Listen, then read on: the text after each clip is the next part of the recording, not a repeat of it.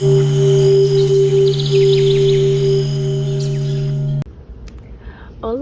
my name is Jess and I'm from Australia, and I came to Sinchi Runa on the 23-day immersion retreat. I've just really struggled over the past few years with self-image and lack of self-love and just that constant cloud over my head, and it kind of feels like I was dragging a ball and chain along in my life in this constant state of people pleasing and not understanding what it is I desire. This process ultimately was me stepping into my heart and listening to my heart, and all those questions that I was pondering and wondering were coming down to this heart space and just understanding myself. It's coming into presence, coming into the heart, and then afterwards just an explosion because you just come into yourself so much, and then when it's over it's just this amazing feeling of just love, and coming out of it was just really beautiful. And in each ceremony it's always different, and my experience with Mother Ayahuasca was like a shedding for me.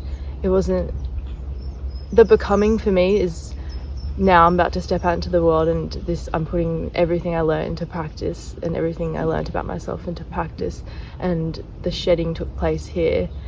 And I experienced in the ceremonies lots of past memories that really connected to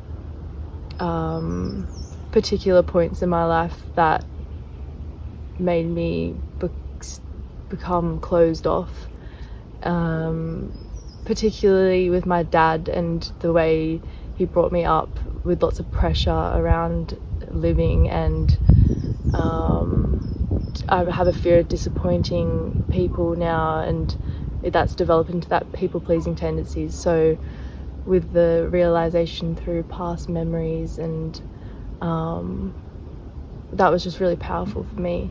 And then it kind of, in other ceremonies, it developed into this real getting in touch to my fire. I would often feel like there was a fire burning in my stomach, and the purging was like the coming out of all those negative thought patterns and actions. And it was beautiful just connecting to even my smile. It was like I was connecting to my true essence and my vitality and my soul, and to realize that and feel that was just so powerful, and it felt so good. The big question for me was, who am I? And who am I beneath the layers of shame and doubt and worry and criticism and shame? And who am I beneath this? Who is my heart? And listening to my heart. And I think this process is meant for everyone, because the whole healing and the integration of traumas or just becoming who you are more and stepping into heart, that's for everyone. Like, everyone has this path of stepping into who they are. It really allowed my creativity to just flow through, and just really stepping into my truth. And I really discovered what it's like to be a sovereign human being, and I really recognized what it's like to have choice, because I've always been in this place where I'm in obligation to people, and it's really weighed me down. And it's like this lightness again, like I know what it's like. I can make a choice, and it's up to me what I choose.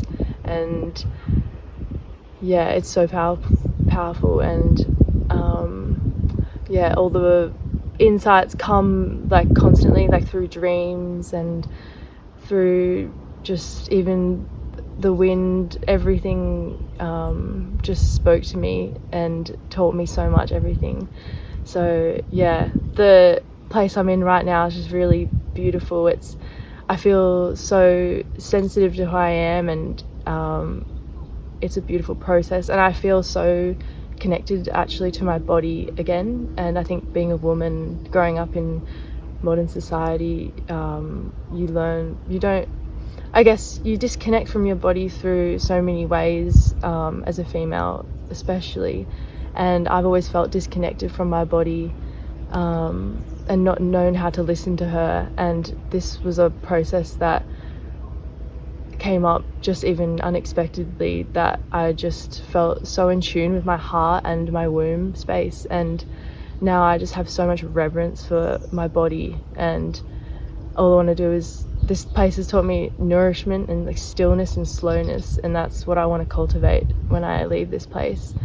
So that's just so powerful. And yeah, the exciting step now is just stepping out into the real world, and really I look forward to practicing what I've learned here and really becoming who I am. And I now understand what it takes to connect to myself and the power of presence. I think it's nurturing as well. If you're scared or not sure of what will happen, you're being nurtured and held throughout the whole process. And yeah, I think just follow your heart and and